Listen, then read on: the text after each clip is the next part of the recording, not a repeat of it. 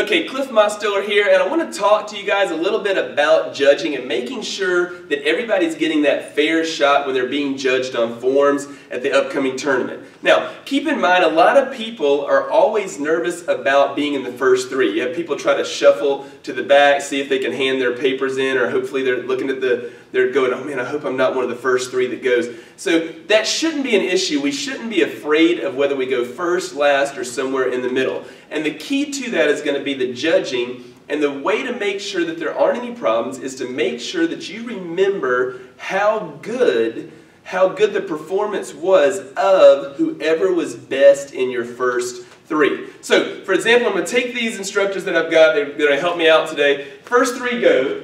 So I'm going to send this one just straight forward here. He goes,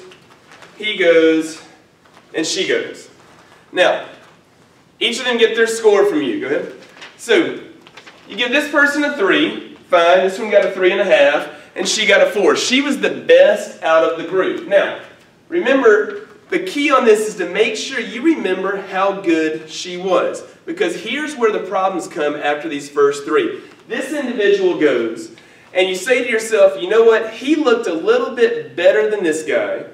He didn't look quite as good as she did. And you're asking yourself, there's no 3.75, so you go, okay, well, either give him a 3.5 or a 4. Either score is correct on that. So you're nice that day, you give him a 4, not a problem. So he gets a 4, they're tied. And that's not an issue yet because they can handle that in the tiebreaker. The big problem comes next. This individual comes up, and when he comes up, you say to yourself, you know what, he looks better than this guy right here. He doesn't look quite as good as this one, but you just gave this person a 4. So you say to yourself, well, since he looks a little better than this one, he should get a 4.5. And what that does is, truthfully, he should be right here. Instead, he gets a 4.5, and he's now jumped the person who was the best out of the group.